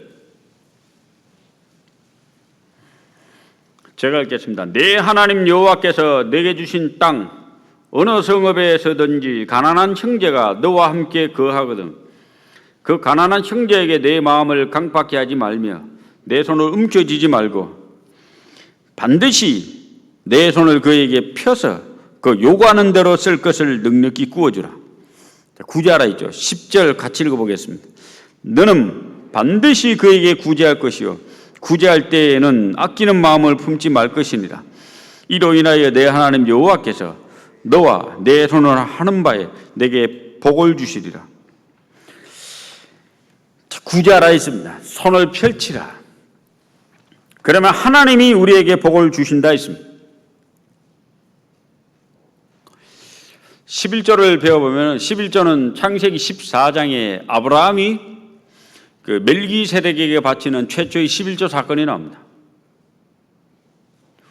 그리고 창세기 28장에 야곱이 또 11조를 하나님께 서원합니다. 그러니까 11조는 율법이 아니고 하나님의 축복을 받은 믿음의 선진들이 자원해서 드립니다. 그게 이제 창세기에 나옵니다. 그러다가 11조가 레위기, 신명기, 민수기에 와서 이 이스라엘 백성들 모세 시대 때 성문법이 됩니다. 하나님 앞에서 법제화 됩니다. 근데 이 11조가 법제화되면서 하나님이 11조를 세 가지 11조를 명령을 합니다. 제1의 11조, 제2의 11조, 제3의 11조를 명령하는데 제1의 11조는 오늘날 우리가 보통 드리는 11조입니다. 100만 원 벌면은 10만 원. 제2의 11조는 이제 100만 원 들어간 중에 10만 원 들어가 나면 90만 원 남잖아요. 90만 원의 11조입니다. 그럼 9만 원이죠. 그 9만 원이 제2의 11조예요. 그건 축제와 절기에 사용됩니다. 제3의 11조는 금액은 똑같습니다. 100만 원 중에 10만 원 11조 들어가 남는 게 9만 원, 90만 원 하면 그 9만 원 똑같이 들어있는데 이걸 제3의 11조라는 것은 연도가 달라요. 1년, 2년은 제2의 11조, 3년은 제3의 11조, 4년, 5년은 제2의 11조, 6년은 제3의 11조, 3년, 6년에 제3의 11조는 9만 원을 가지고 예를 들면 9만 원은 고아와 과부를 도와주는 돈으로 사용합니다. 11조는 크게 두 가지 목적을 갖고 있습니다. 하나는 제1의 11조는 하나님을 경외하고 섬기기 위해서 레위인들을 구제한, 레위인들을 삶을 살도록 그 신정국가 유지를 위해서 제1의 11조가 필요한 거예요. 그리고 제2의 11조와 제3의 11조 100만 원 중에 10만 원 떼고 나면 90만 원 중에 9만 원 드리는 제2의 11조와 제3의 11조는 공동체 사회를 유지하고 공동체를 어떤 은혜를 베풀기 위해서 축제와 절기 그리고 고아와 과부를 도와주기 위해서 제2의 11조와 제3의 11조를 드립니다. 그러니까 유대인들은 기본적으로 100만 원을 벌면 19만 원이 나가죠. 한 20만 원 나가는 거예요. 우리로 치면은. 제가 11조로 공부하다가 참 은혜 받은 게 있습니다. 우리가 하나님 앞에 마땅히 10분의 1을 드려야 마땅한데 이웃을 위해서 이렇게 돈을 쓰라는 제2의 11조, 제3의 11조로 보면서 정말 이 정상적인 신앙생활하는 그리스도인들은 선교회비 또 이런 걸 내잖아요. 이웃을 도와주는 저 가난하고 불쌍한 저 해외 수많은 사람들을 도와주는 그 회비도 냅니다. 얼마씩 조금씩 돈을 냅니다. 그게 꼭 뭐 제2의 11조만한 돈이 아니라 그들을 위해서 얼마의 회비를 냅니다. 헌금을 합니다. 제가 그걸 보면서 이 아이들에게 꼭 가르쳐야 되겠다. 하나님 11조는 두 가지 정신이 있습니다. 하나는 하나님을 경외할 것, 돈을 가지고 또 하나는 이웃을 구제하고 도와줄 것. 어릴 때부터 이기적이고 인색하고 나밖에 모르는 자녀로 자란다면 그건 커서도 하나님 앞에 쓰임받을 수가 없어요. 그에게 무슨 축복이 있을까요? 우리에게 은혜를 베푸신 하나님 앞에 보답할 뿐 아니라 이웃을 돌보는 이웃 사랑에도 실천해야 되는데 그 11조 정신의 제2의 11조와 제3의 11조는 이웃을 도와주는 그 정신이 있습니다. 여기 구제하는 우리는 손을 펼쳐서 우리 주변의 가난한 자를 도와줄 책임과 의무가 있습니다. 우리 주변만 아니라 전 세계도 수많은 사람들이 힘들게 살아가고 있습니다. 그들에게 내 작은 물질을 들여서 도와줄 책임과 의미가 있습니다. 창세기 24장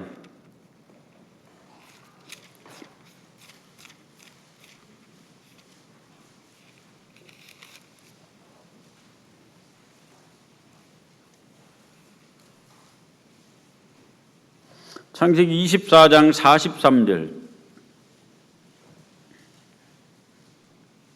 아브라함의 종이 이삭의 아내를 찾으러 아브라함 고향으로 갑니다. 거기에 가서 기도합니다. 하나님, 내가 우물가에 앉아서 여인이 오면 물 달라고 할 텐데 그 여인이 나에게만 물을 줄 뿐 아니라 낙타에게도 물을 주는 그 여인은 하나님이 정한 내 주인의 아내입니다. 거기에 핵심은 뭡니까? 불쌍히 여기는 마음, 구제하는 마음이잖아요. 막 구제하는 마음.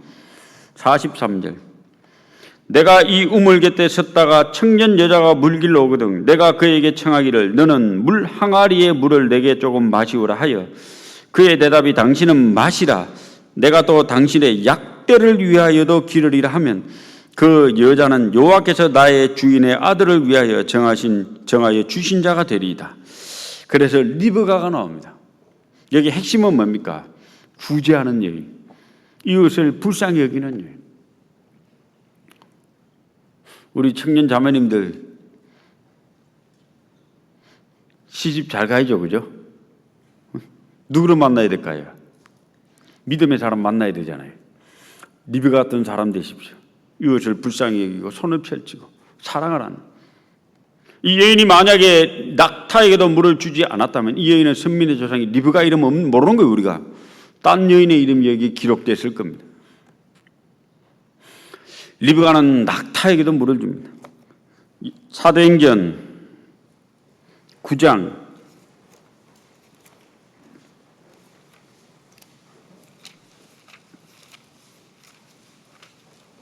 36절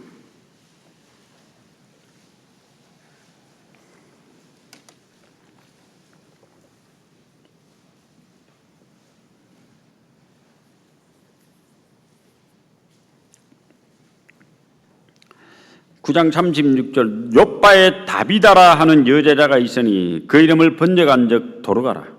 그 다음에 같이 읽어보겠습니다. 선행과 구제하는 일이 심히 많더니. 근데 이 여인을 지금 베드로가 살려요. 이미 죽은 여인이 죽었습니다. 37절 제가 읽겠습니다. 그때 병들어 죽음에 시체를 씻어 다락에 뉘니라. 이미 죽었잖아요. 근데 베드로가 왜 살렸을까요? 살릴 만한 가치가 있으니까 살린 거예요. 가치 없는 사람 왜 살려요? 이 여인은 살릴 만한 가치가 있으니까 살린 겁니다.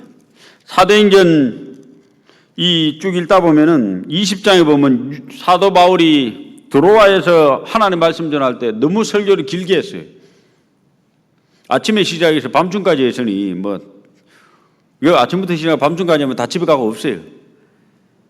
얼마나 피곤했을까요? 유도란 청년이 창태에 걸터 졸다가 떨어져 죽어버렸어요. 근데 사도 바울이 살리죠. 왜 살렸을까요? 죽은 기적을 보여주려고 아닙니다. 이 유도란 청년은 살릴 만한 가치가 있는 고귀한 청년이기 때문에 살린 거예요. 우리 가끔 너무 피곤해 졸기도 하잖아요. 말씀 시간에. 자, 근데 이 다비다란 여인을 베드로가 왜 살렸을까? 아니, 하나님이 살렸죠. 왜 살렸을까요? 살릴 만한 가치가 있으니까. 이 여인의 어떤 특징이 나옵니다. 선행과 구제하는 일이 심히 많다 있습니다. 살릴 만한 충분한 가치가 됩니다. 선행과 구제하는 일이 심히 많다. 살아난 이후에도 선행과 구제하는 일을 열심히 했을 겁니다.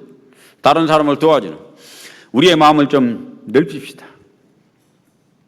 세계에는 정말 먹을 거 없어 죽어간 사람 많습니다. 세계 선교에 만 원도 엄청난 힘이 됩니다.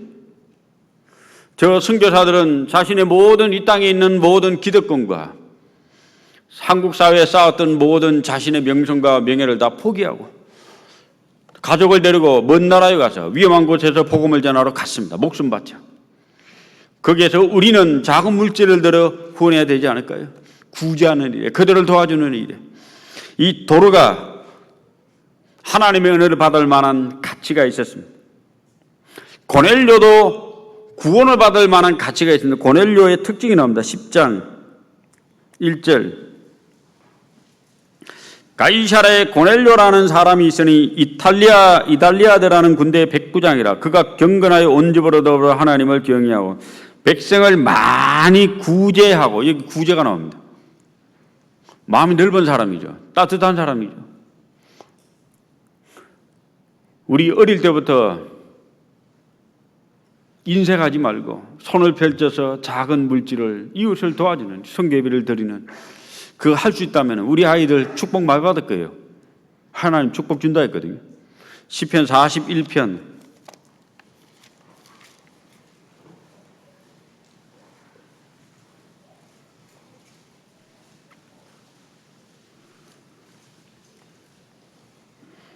41편 1절부터 3절까지 같이 읽어보시겠습니다. 빈약한 자를 권고하는 자가 복이 있으며 재앙의 날에 여호와께서 저를 건지시리로다. 여호와께서 저를 보호하사 살게 하시리니 제가 세상에서 복을 받을 것이라. 주여 저를 그 원수의 뜻에 맡기지 마소서. 여호와께서 쇠약한 병상에서 저를 붙드시고 제 병중 그 자리를 다 고쳐 펴시나이다. 제가 한 번은 좀 몸이 아파가지고 일주일간 병원에 입원해 있었던 적이 있었습니다. 오래전에. 그래서 이제 목회하다가 갑자기 쉬게 됐죠. 요새 코로나 확진되면 집에 일주일 있잖아요. 그죠? 한번 있어보니까 그거 괜찮더만요. 아무것도 안 하고 그냥 가만히 집에 있는데 나갈 수도 없고 들어올 수도 없고 책 시큼 봤죠 뭐. 뭐 이런 날도 있나. 그래서 갑자기 사람이 산속에 들어가는 것보다 공부하려고 그 생각을 했습니다. 아무튼 저도 일주일간 병원에 입원해 있으면서 성경책을 쭉 누워서 읽습니다. 근데 갑자기 이 시편 41편을 읽다가 눈에 확 들어온 거예요. 왜? 제가 3절이었거든요. 여호와께서 쇠약한 병상. 제가 누워 있었거든요. 일주일간. 그러면서 이 말씀이 딱 들어오는 거예요. 그러면서 1절이 감동이 됐습니다. 빈약한 자를 권고하는 자. 빈약한 자를 생각하고 빈약한 자를 기억하고 빈약한 자를 구제하는 자가 복이 있다 했습니다. 우리들이잖아요. 저 구원받지 않은 사람들에게 복음을 전하고 저 가난한 세계 모든 사람들에게 선교사가 파송되고 하나님의 말씀을 전하기 위해서 우리는 물질적으로 작은 물질은 후원해 줍니다. 그리고 우리 주변의 사람들에게도 물질적으로 후원해 줍니다. 빈약한 자를 권고하는 자가 복이 있다 했습니다. 재앙의 날에 우리에게도 재앙이 있어요. 우리에게 축복된 날만 있겠습니까? 재앙이 있죠. 어떤 어려움이 있죠. 돌아가도 죽었습니다. 근데 재앙의 날에 저를 건지시리로다. 하나님이 도와주십니다. 우리가 남을 도와주면은 그것이 쌓여가지고 하나님이 그것을 기억하시고 우리를 도와주는 거예요. 인생은 반드시 대갚음을 받습니다. 인생하면은 인생한 대로 갚음을 받고 손을 펼쳐서 남을 도와주면은 필요한 대로 하나님이 도와주세요. 하나님이 역사하시고 2절 여호와께서 저를 보호하사 살게 하시리니 제가 세상에서 복을 받을 것이다.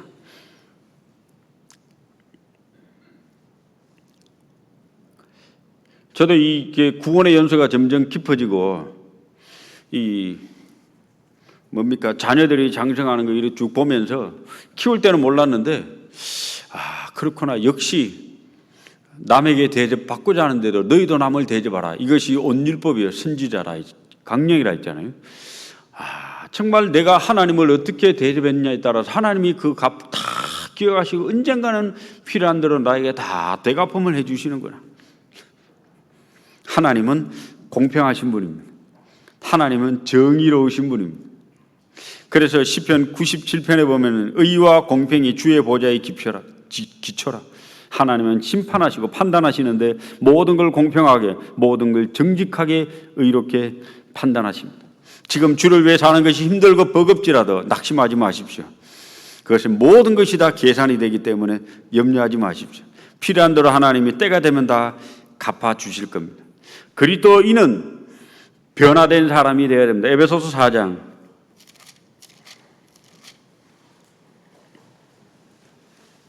25절 그리스도인은 언어가 바뀌어야 됩니다.